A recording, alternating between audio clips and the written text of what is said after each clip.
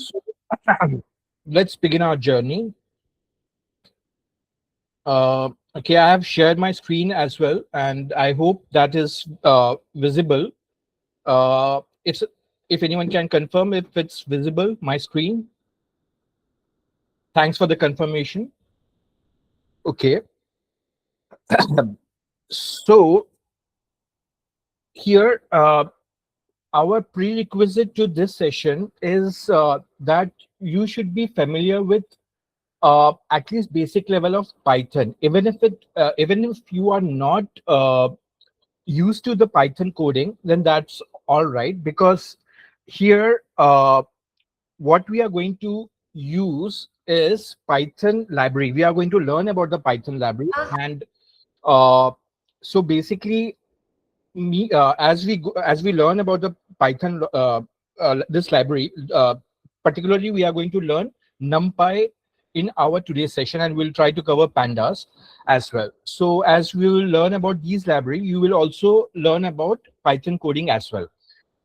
Okay, so now first thing, so basically you should ask first why Python language. You should be able to answer this thing, because if anyone asks you if you are doing anything, any coding in related with data science, then why Python?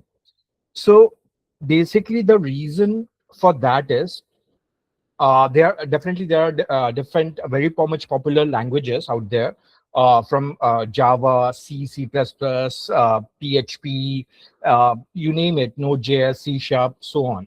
But now for data science related tasks, Python has become a standard. And the reason for that is, first of all, are there are very much there are lots of packages which has kind of become very standard, and is very powerful and can be compared to the paid products.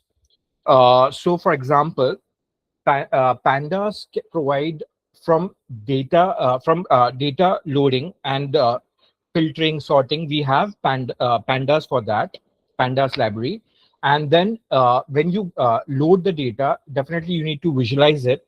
And then Pandas has library, a very powerful library, standard library called matplotlib and cborn, uh, to to visualize the complex data set. And these are very much widely used to build uh, kind of rich dashboard on top of it as well.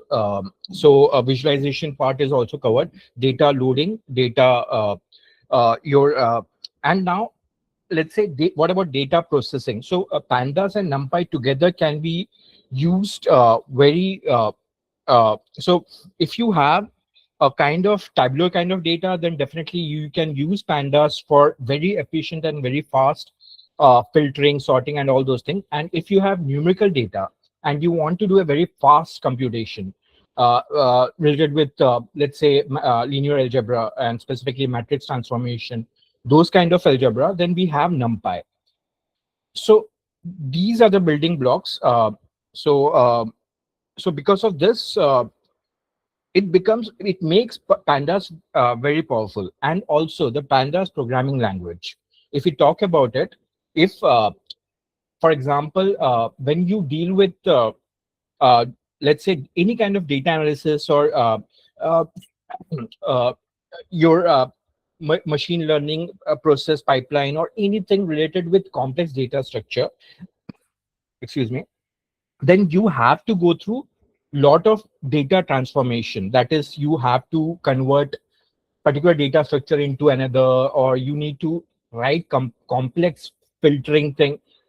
So now in order to do that in other programming language, you need, for example, let's say if that thing can be written in, let's say, 10 lines of code in any programming languages, compared to that, Python can achieve it in couple of lines of code. There they have they pro So basically a Python language intention is more towards the developer's productivity.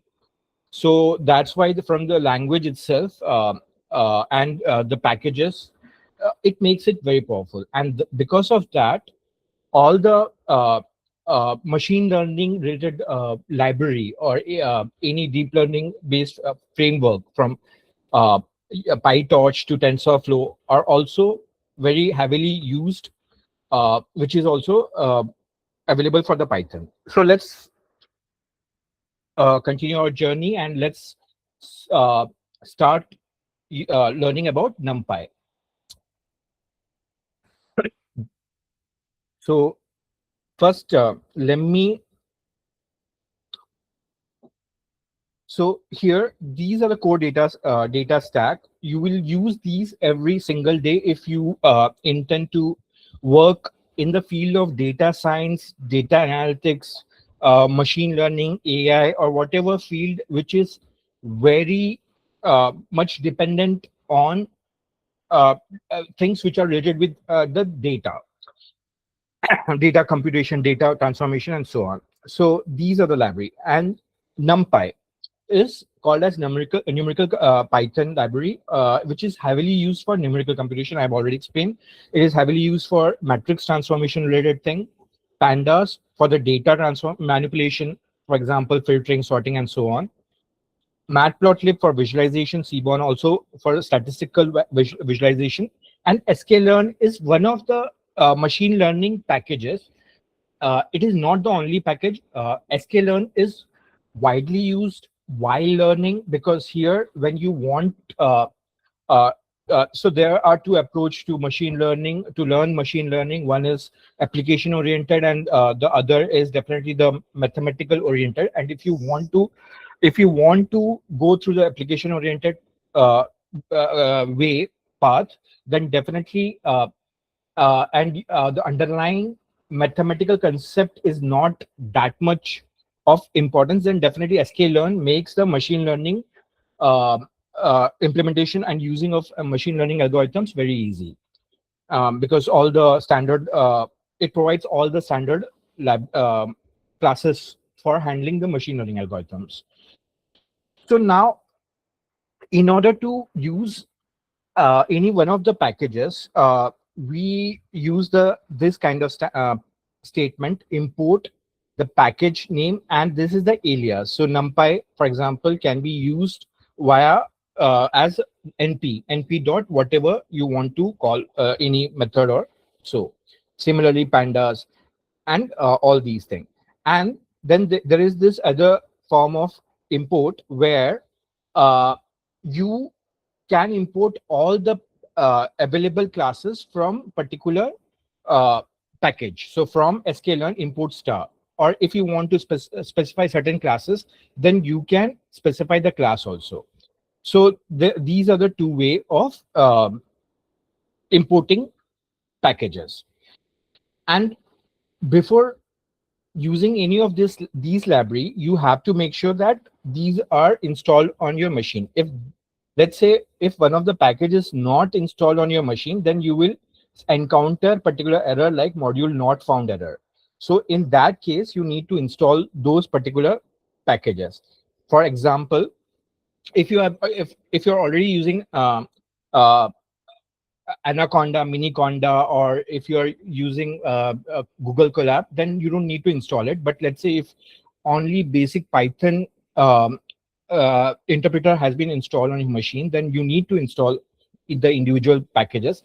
But I will highly recommend that you use uh, Anaconda, Miniconda, or any data science based uh, environment and package uh, collection of package which provides all these things in as a one installation. So you don't need to install. But let's say if you are installing one by one, then so let's say if you are installing it on Jupyter Notebook, through Jupyter Notebook or through Google Colab, then the way to install particular packages, pip install and the module name. And if you are installing it on command line, so since already Google Colab has this particular package already installed, so it will say requirement already satisfied. Similarly, you can install, if you want to install your command prompt, but you need to be sure that Python is already installed. At least Python needs to be there. So pip install whatever the package name is. The difference is that on command prompt you don't need to put any prefix. Directly you can say pip install and the package name. And but on your Jupyter notebook you have to prefix your command line command with exclamation mark. So that's the only thing. It tells the Jupyter Notebook and Google Colab that after the exclamation mark, it is the command line thing. So that's why we have to put exclamation mark. Anyways, so let's start with our NumPy. So NumPy stands for numerical Python. It is the fundamental package for scientific computing in Python. So definitely you should ask, we already have Python list. All the programming languages provides array, which is a type of list. And what is array or list? It stores the collection of particular data type. You can have list of number, list of string, right? So if we all Python also provide list. Then why do we need to use NumPy? So let me show you. So let's say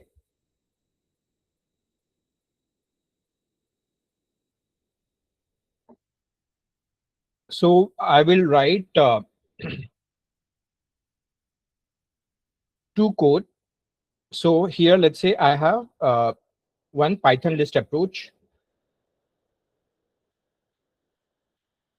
So let's say Python list approach. So Python list approach is that first you create the, let's say you have a list of integer.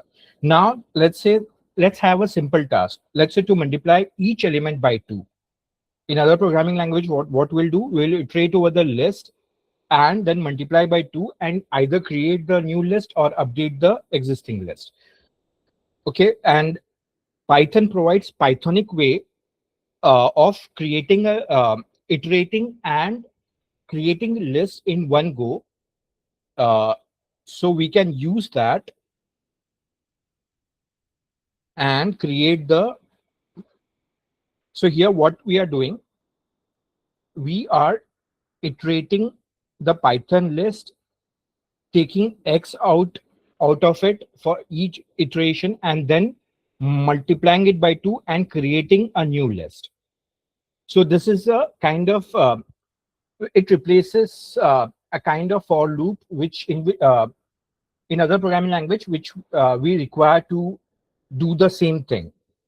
So although this is very simple line of code, but definitely here two things you can see, observe over here. Two things are the issue over here. First, definitely the code is not that much readable, or it is not. I mean, you can make the statement more readable and easy, right? And the second thing is definitely the efficiency. Here, the Python language is an interpreted language. So what does that mean is that this statement internally creates a list which is iterated in by the Python interpreter. So in a way, it is less efficient, less performant. Although the result you will achieve. So let's say if you print this, so this Pythonic way of doing it, you still get the result. Let me in fact remove the here this. So and now let's see the NumPy way of doing it. So NumPy approach, first what we'll do, first we'll create NumPy array. So here, in fact, let me make it this. So what the first step is definitely to convert the Python list into NP array. Here, what happens is when we create NP array, it NumPy has a backend which is written in C. So basically, when we call np.array, that array is created and managed by the compiled C code, and whatever we operate on, then that NP array, that is NumPy array, that will be executed in that backend, that is in by the code which was written in C. So in this way, NumPy code execution is much faster and performant. And here you will not notice it for small list of elements, but when we are talking about thousands and thousands of elements, and when we are talking about machine learning and all, where the list can be in terms of GBs, gigabyte, then in that case definitely the performance matter, and that's why NumPy uh, is very performant. And now the task to multiply 2 to each element of the list. Now, here, like how we multiply, for example, if let's say in Python, if we have something like, uh, let's say a variable a, let's say name it var a, or let's say equals to 3, and if I want to multiply 2 to that variable, so I can directly do, and then it's get multiplied. But this thing is only will work on integer type, numerical decimal type, but it won't work on other data type, or not even on list. NumPy makes it possible that you can do the arithmetic operation. You can add number, you can multiply number, divide number to the whole array. So here what will happen is this statement NumPy array into 2 will internally multiply 2 to each and every element of the list. So let's see the result.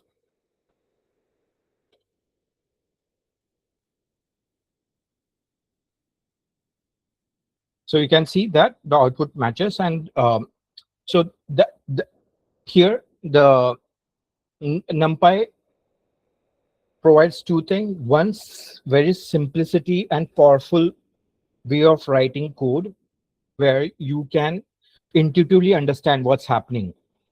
Here, you need to, if you write something with more lines of code, definitely here you need to understand and what's happening. But with this simple statement, you can understand that 2 is multiplied to the each element of the array. And also, uh, NumPy is performant, and it is around 100 times, more than 100 times performant for large data set.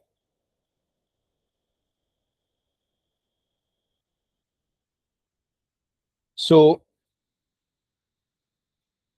NumPy array is a grid of value, and here in Python list, we can have list of different data type. What do I mean? Is that, for example, in Python, you can have, this is a valid list here, but when you create NumPy array, then all the value of the list should be of same data type.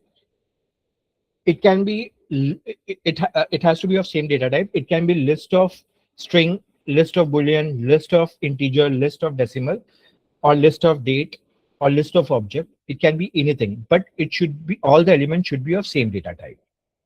This is the key difference between from Python list, which can hold mixed types. So that's one difference. And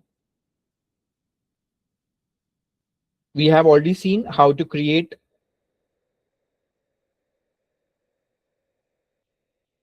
NumPy array. So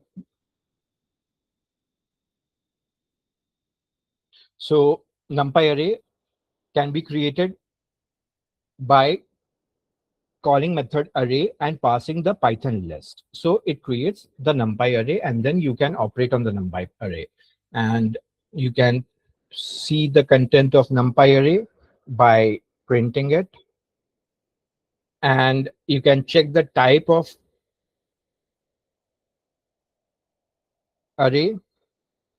So here you can see that you can see the list, the NumPy array, which is printed as a list, but the data type is of ND array.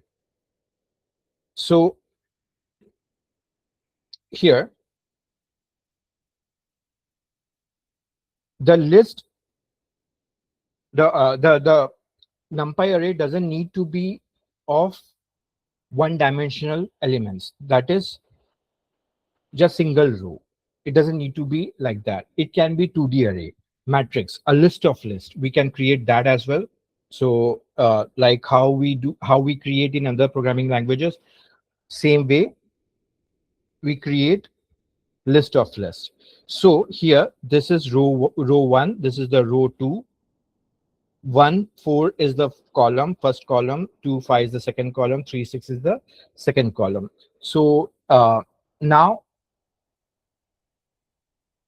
you can go ahead and create 3D array as well. So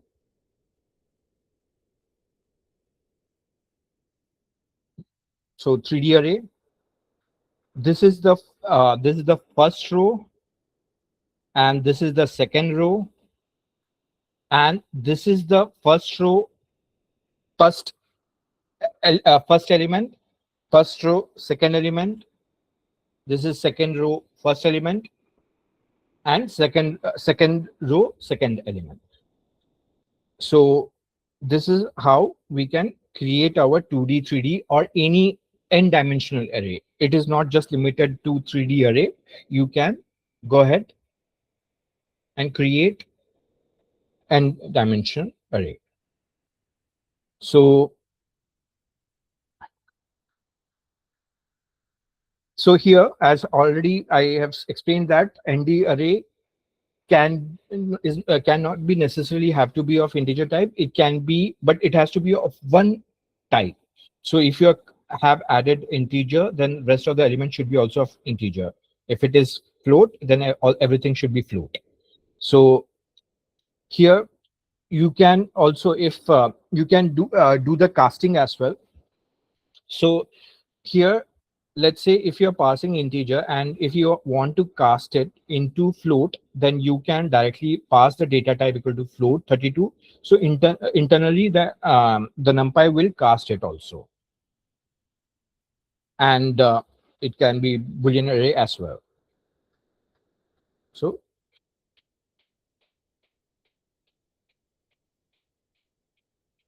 So now let's again review the dimensions, and along with that, shape and size.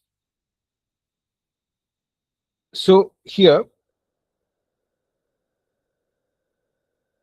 in this, we have only one dimension, because here there is no depth to the element. Here each element is in its base type, that is of integer. So here, if you do if you want to know your ND array type, then you can call on the array n dimension, which will let you know what is the dimension of the array.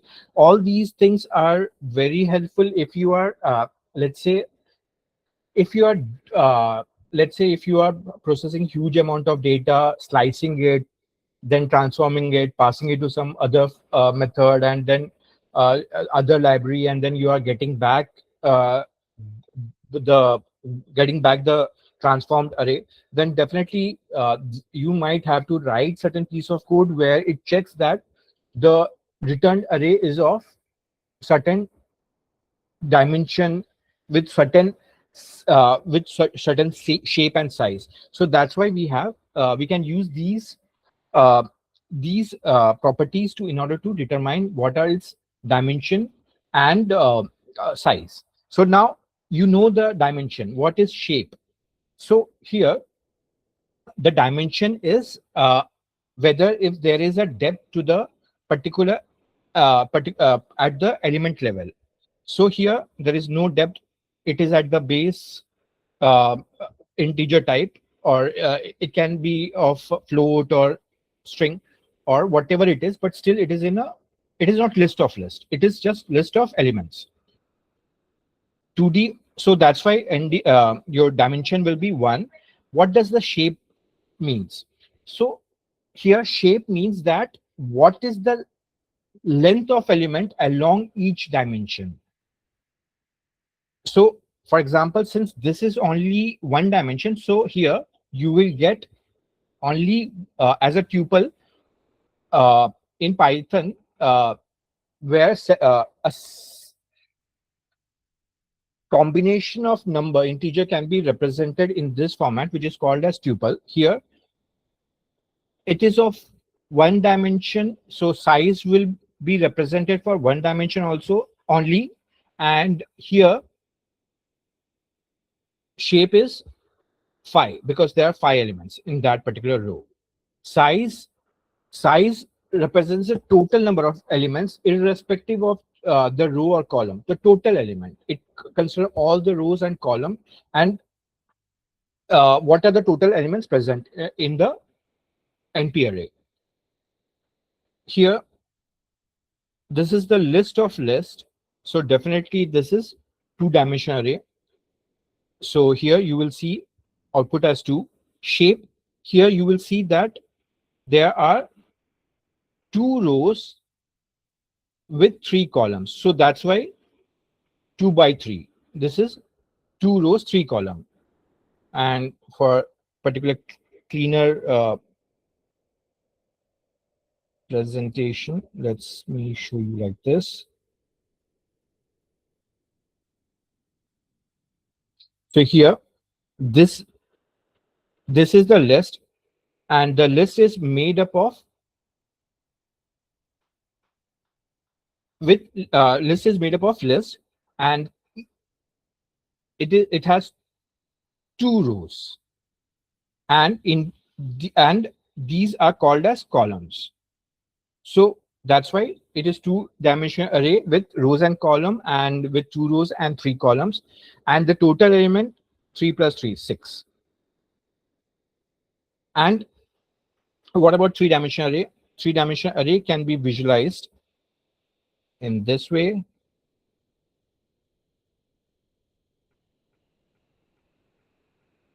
So in 2D array, at the second level, we still have the base type, integer, float. It can be any base type.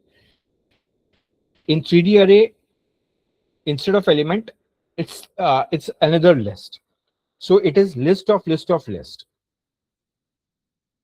So that's why this is three-dimensional array. So you can format it like this. Something. This is the first row. This is the second row. Uh, in fact, the previous structure was much better, cleaner. This is much cleaner. Otherwise, this will, yeah. So this is first row. This is the second row. This is the first column. This whole thing, 1, 2, 5, 6. The whole this thing is first column. This is the second column, and each cell of the particular column is again a list. So that's why this is a three-dimensional array, and shape of this thing is 2 by 2. So here 2 rows are there, and each row is made up of 2 columns, and each cell of the column is again element consists of list which is of 2 elements. So that's why 2 by 2 by 2. And let's say if there would have been 3 elements to it, let's say 3, 3, 3, then this would have been 2 by 2 by 3. Here also, if 3 would have been there, let me add this. Then this will turn into 2 by 2 by 3. And the total element will change into 3 in to a 12. So total element will change into 12. So here, how this is how you can create the list. So now you can always think all the dimension like this. Think of in this way that 1D equal to row of number like a list, 2D as a table, rows and column, 3D as a stack of table. So table with a depth, like Excel workbook and with sheets, with multiple sheets. So now let's continue and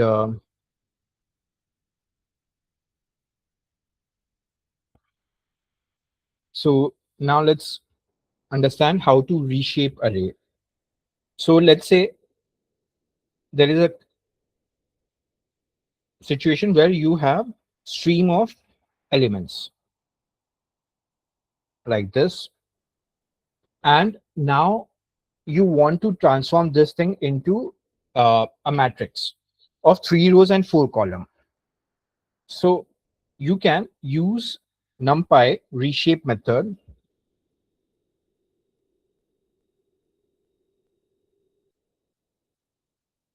Reshape method and provide rows and column to transform this into rows and column. And here one thing is that the rows into column should be equal to the length of the array.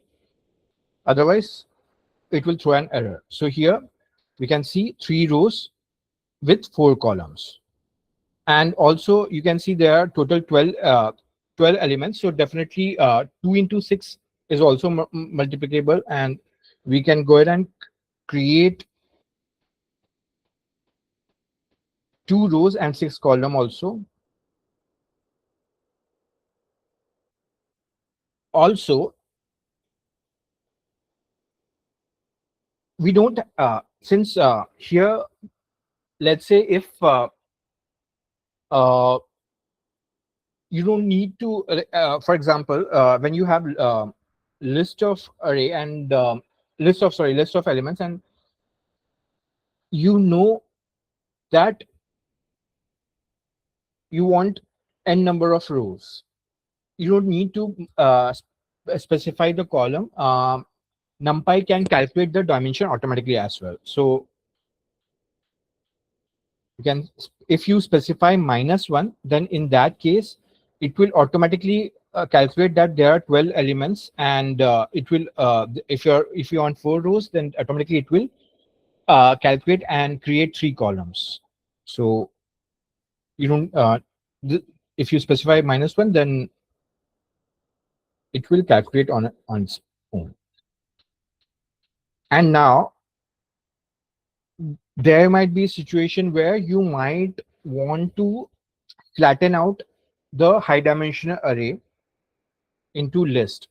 So for that, you can use flatten method.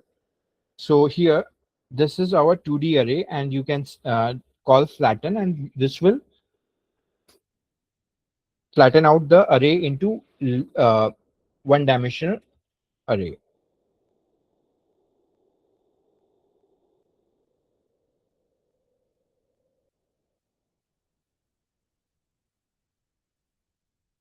So you won't always create array from list. NumPy gives us a very powerful function to generate array as well. So let's try to understand those. So here, a range is like Python have a range method which also creates a list, but here NumPy provides a range which creates NumPy array. So here the first parameter is the start, second is the stop. It is exclusive. So here the element created will be 0, 1, 2, 3, 4, 5, 6, 7. Sorry, here this is the step. So here the element will be created will be 0, 2, 4, 6, 8, and it will stop. It won't create 10 because you are this is exclusive. It will create number less than this. And if you don't specify the step, then definitely you would have got 0, 1, 2, 3, 4, 5, 6, 7, 8 till 9. But you have set it at as 2, so it will skip 2. So starting it will create it will start with 0, then skip 2, then 2, then again it will jump to 2 more place, 4, 6, 8, and so on. You can, if you change it to 3, then 0, 3, 6, 9, and it will stop at that. So here, if you we haven't specified the step, so that's why here, and the starting is 1, so it will create from 1 to 10. Why 10? Because it will create number whatever is specified here less than that. Linspace creates a array of evenly spaced number between start and stop. So here so because it tries to create evenly spaced number, so that's why the number generated will be of floating decimal number. So here, when you specify uh, number to create between 0 and 1, here 1 is inclusive. The difference between a range and linspace is that here the both the and edge 0 and 1 are inclusive, and here is that how many numbers you want to generate. So between 0 and 1, it will create 5 numbers. So that means it will divide the starting and end by 5, and it will use that thing to add to the starting thing and keep on adding that thing until it reaches the endpoint.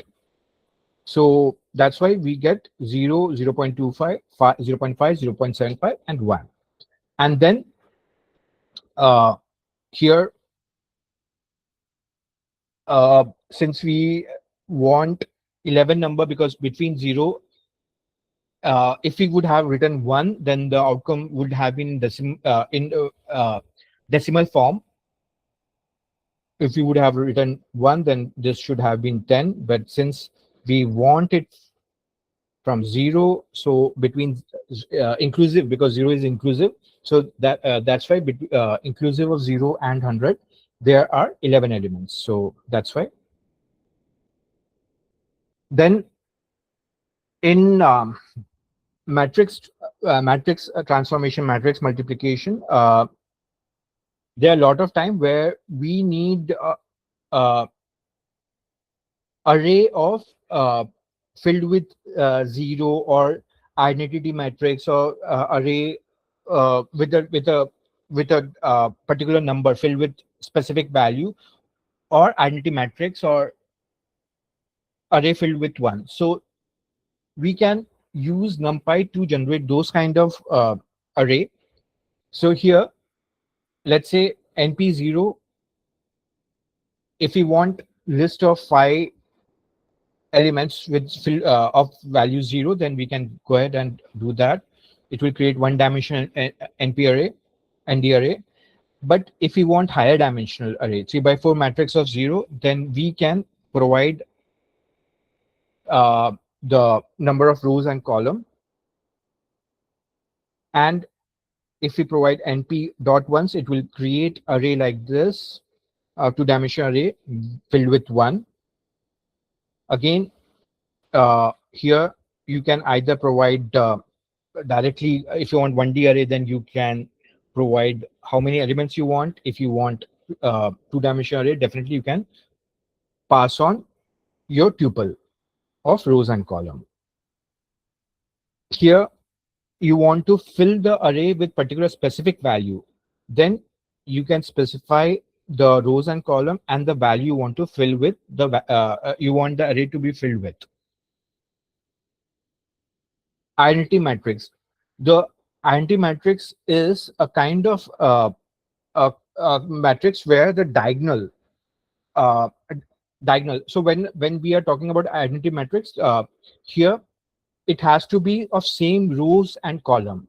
It has to be a square matrix, and the diagonal will be of 1. So let's see. Mm, So here you can see every output, first one, and so on. So here you can see the output of each and every operation. And here the identity matrix, you can see this is the identity matrix. Here at the diagonal, you can see.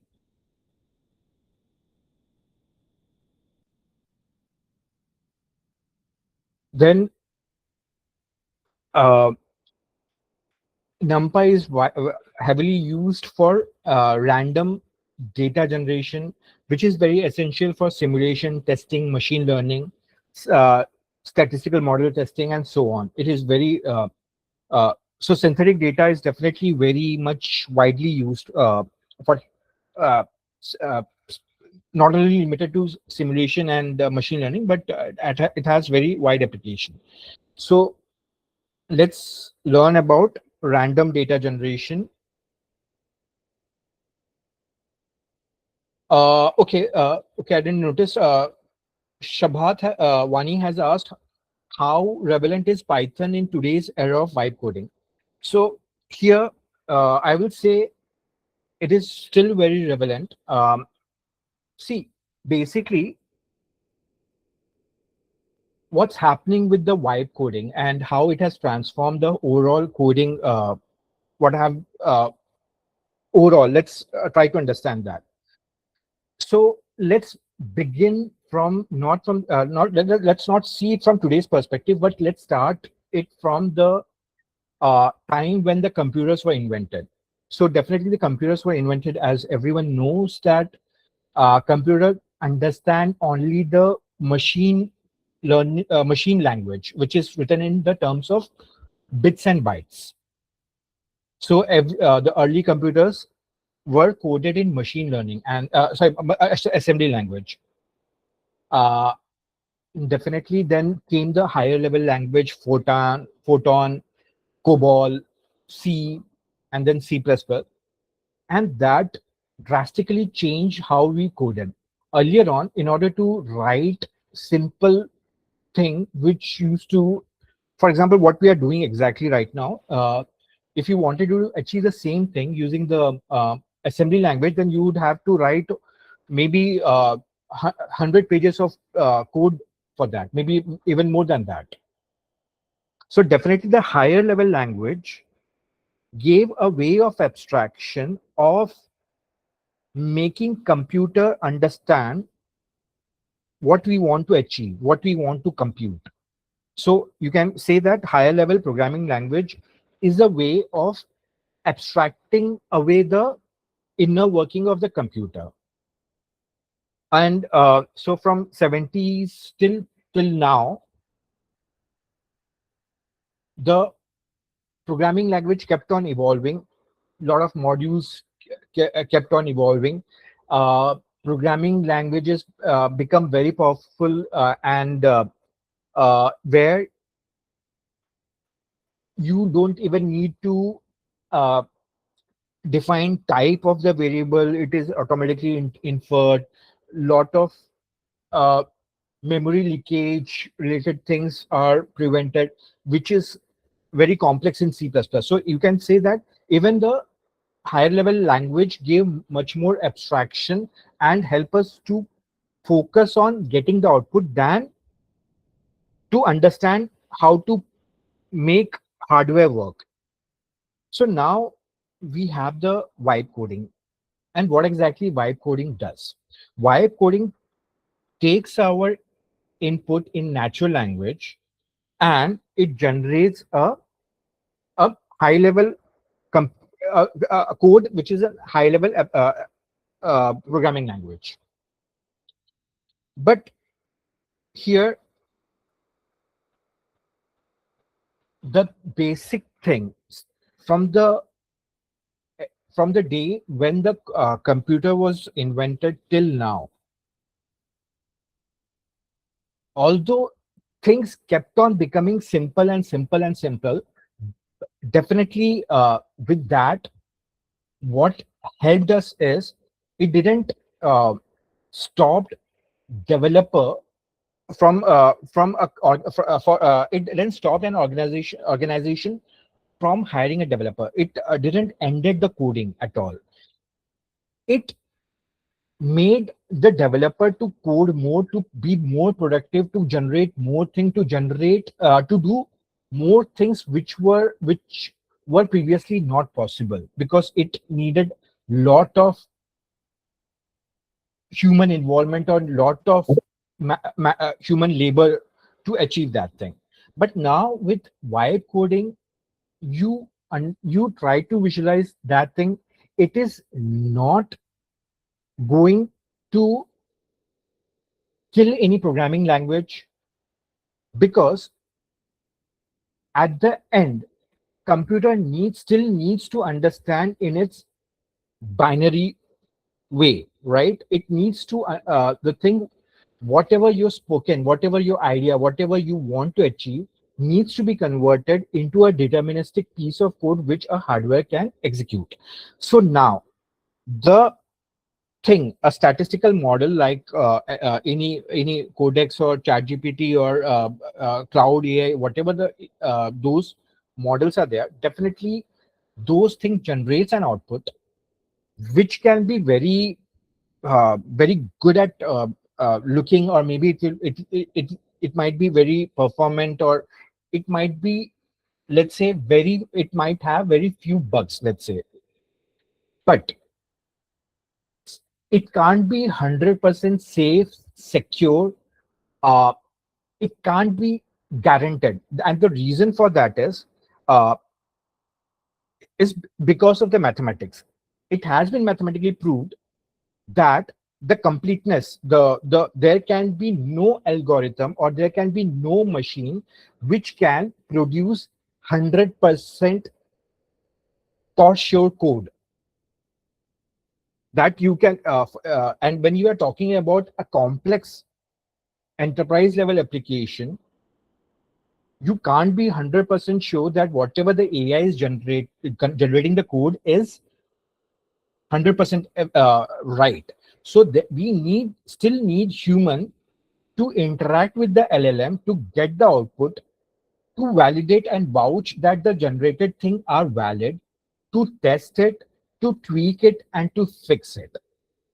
And right now, let's say the wire code is very efficient in coding, and right now, and in long term also, it is going to be a very challenge to use the wire coded code to extend it, to enhance it, to integrate it with the new feature.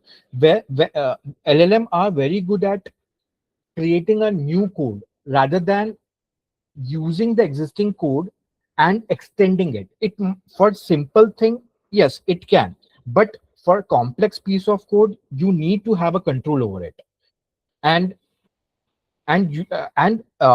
here definitely the vibe coding is evolving how we code it, but it is not going to replace. See, basically, if you can understand this way, that vibe coding, coded LLM are still generating the high level programming language. If they are so powerful, why they don't directly generate the machine learning, directly binary, right? Enterprise can go ahead and directly uh, use the LLM and generate the binary, but no, they are not going to do that, because the LLM generated content is not deterministic. It is probabilistic. What is probabilistic and what is deterministic? Let's get into that thing. Let's say you want simple logic that if particular age is greater than 30, then you should do certain step of action. So now you know specifically criteria, and you are writing a code, and your goal is you are precisely have a control over there. But here, how LLM generate the code is not through the deterministic way. That is, if it doesn't understand that it has to use comparison and it has to check age as 30 and so on. What exactly it is trying to do is it is mimicking the deterministic output, but with the help of probabilistic method. What it knows is it has reviewed so many code base that it knows that age, when we talk about age comparison, then this kind of piece of code is there, age greater than whatever the number is. So it knows that it has gathered a pattern, uh, like very complex pattern, and it uses that to generate piece of code. Now that pattern can go wrong. Even if it becomes 99.9% accurate, it still can go wrong. We still will need human intervention to vouch for that whatever is generated is accurate. So in short, now we have a tool which can generate a code, and now if an organizing if an organize if an organization wants to hire a person who can vouch the code, would definitely expect the person to know the coding language, what the vibe coding agent is generating, right? Then only you can vouch it. Then only you can fix it. Then only you can enhance it, right? So vibe coding is helping, but it is not replacing. Yes, definitely it is making a developer productive, but rule is not going anywhere. And so definitely I think I'm able to explain you that thing, right?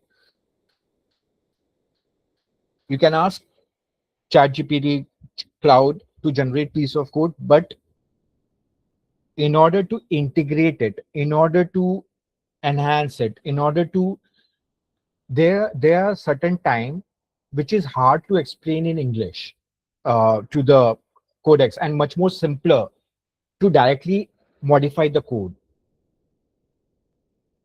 So that's where your skill will be required. So let's move to our next part.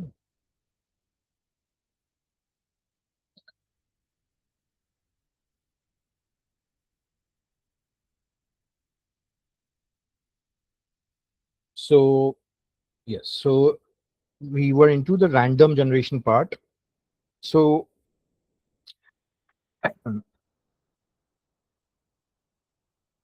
so here there are different ways of generating random data. So here the simplest way is to create, let's say if you want to create a random float, we can directly say np dot random dot rand, and which will generate a random floating number between 0 and 1 exclusive. And if you want a list of random floats, then you can specify the number of elements you want. And if you want number of kind of in a matrix form, 2 rows 3 column, n rows and n column, then you can use specify the number of rows and column, and it will generate the two-dimensional array. Or you can go ahead and create uh, one dimension, two dimension, whatever, based on your requirement.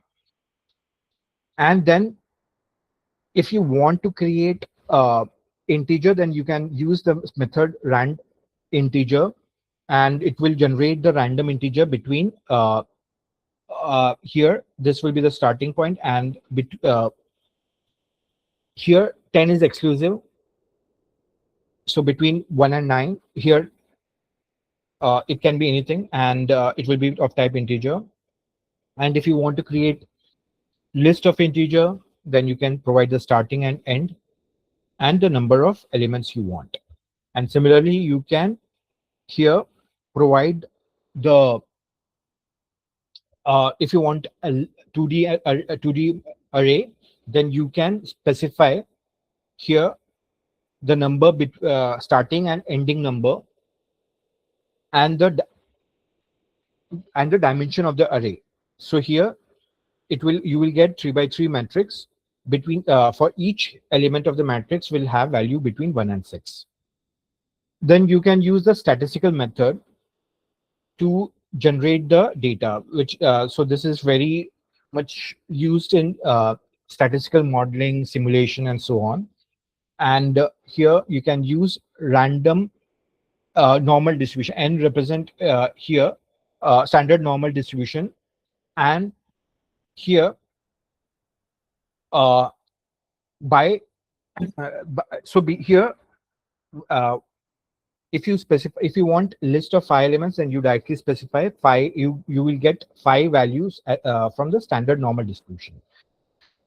And what does the standard normal distribution mean is a, where the mean is at 0 with a standard deviation of 1. So that is a statistical concept which we will see in our third session. Now in normal distribution, we can set where our mean is, where the mean should be for our generated data set, how the standard deviation should be, and how many elements you want. So in this way, you can generate the list of data points, and then you can make a random choice from the list of array. And then there are times you want to randomly shuffle the array. So you can do that. And seed, random.seed is a way to freeze the way how the random number is generated. What does that mean is, so I will see in fact this thing later on. Let's try to first run this thing. So here you can see the output. So here this big chunk of list we are getting is for this 1000 element we have created here. So because of that is a huge list, but you can you can get the output what exactly things are. So now so here let me first show you this. So let me generate the random number, 5 random number. So you can see it. You can see this thing. Let me generate it again. So you can see that every time it is generated, it is different. See? So now, but let's say you want data to be generated randomly, but still you want every time when your code runs, it should generate the number next time also in the same pattern, or you can that same pattern as in the first number should be in random number should be in this, and then that. In a way, freeze the random number. If you want to freeze the random number, then you can use the random.seed. Then in this way, here without that seed, every time these are random every time. Here with the seed set, here still these are random, but you can see every time when you run it with the same seed, the numbers are same. It will only change if you change the seed. Otherwise, it will remain same. Again, if you go back to 42,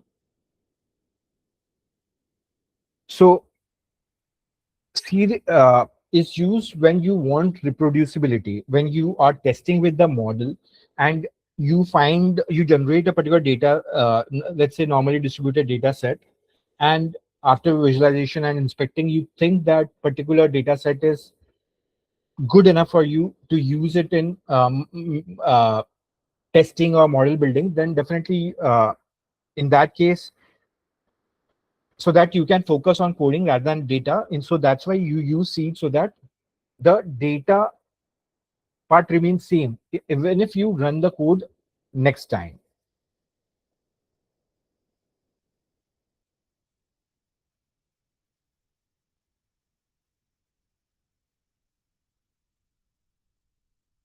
Then we have indexing and slicing.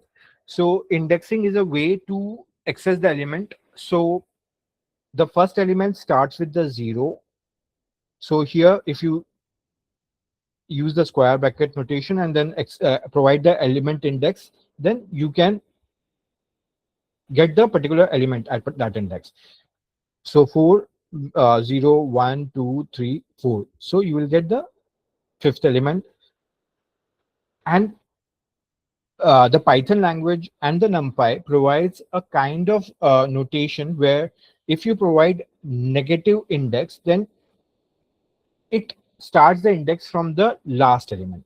So here, the -1 represents the last element. -3 represents the third from the end. So this is the first, second, third. So minus represents from the end and positive number from the beginning. So let's first see this. So in this way, with the positive index, you get the element from the starting, and from the negative, you get it from the ending.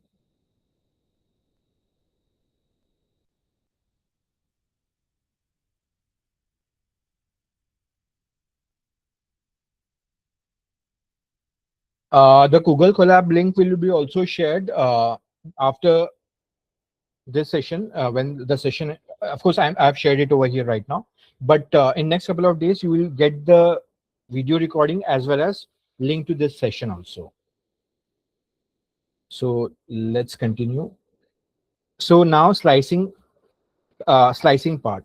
Let's say you want to get subset of the array, then you use the slicing. You can use the slicing way of getting the elements. So in this previous case, you got only the element at the index. Here, if you want to get the sub part of the list or your end array, then you can specify the starting index, then the colon, and the stop position. So what does that mean is, so for example, when you specify 2:6, so it will this is 0, 1, and this is the 2. 2 represents the third element, and it will go till 4, 5, and okay. Uh,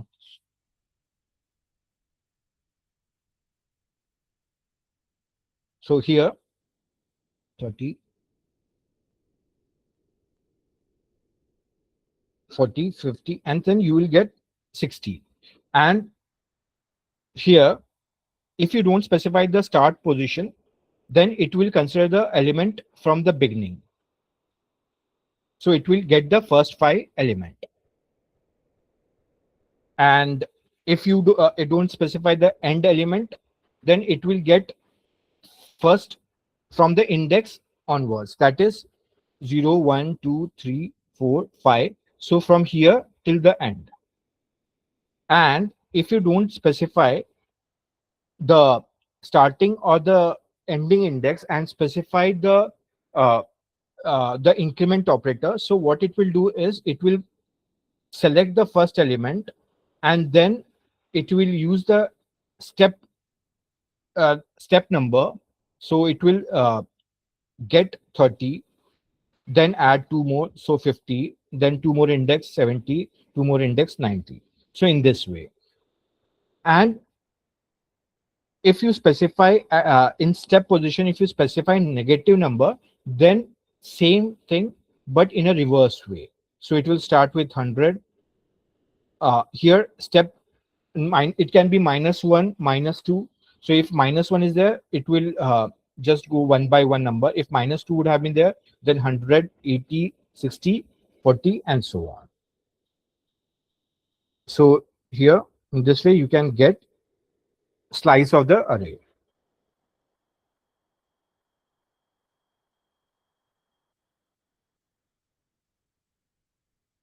Now let's try to understand the 2D array indexing.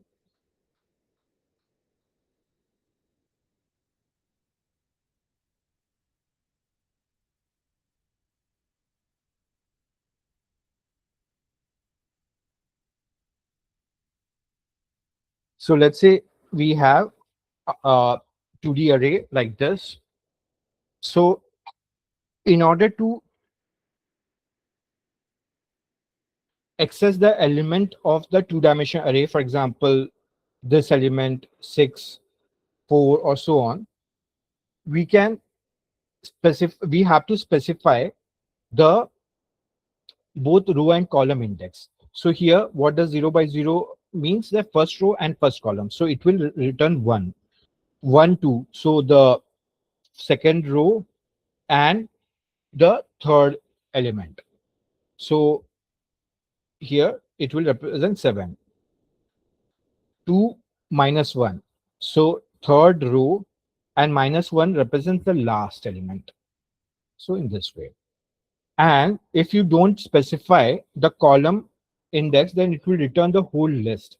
So 0, it will return the whole row. Here, if you don't, here, if you specify the row, and here there is a,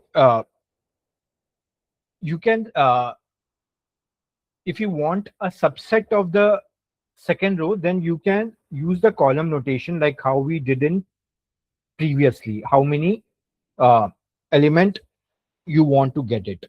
And also here, if you want to get the entire column, for example, if you don't want, so let's say in other languages, you can access the row and then you can access the row's individual element. But NumPy gives a very powerful mechanism to get the directly column, all the elements of the column, entire column. So here, if you do this array colon comma 0, so here you will get all the elements of the first column, -1 the last column. If you do 1, then all the first column. And then you can also do the sub matrix, that is slicing of rows and column. Here you can, in the first row, 0 is the first row, and that also you want two elements from that, and here, sorry, 0, 0, 2. So here 0 to 2 rows, and then column starting from first to this. This is the third, 0, 0 and 2. This is the third, before third. So here you will get this one, 2, 3, 6, 7 by doing this.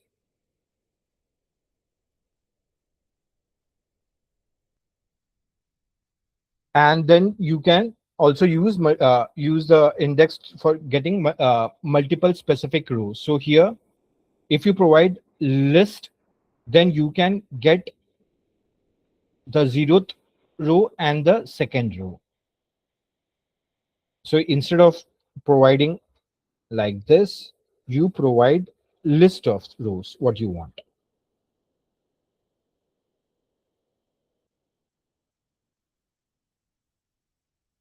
So, okay, let's conclude our today's session. And in our next session, what we are going to do is we are going to cover uh, the array operation and broadcasting.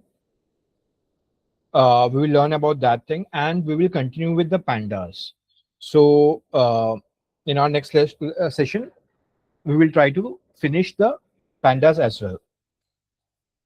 I have already shared the link, and the link to the video and to this session, Google Colab link will be also shared to all of you via email. Let's meet in our next session. Bye bye. Have a nice day. Bye bye.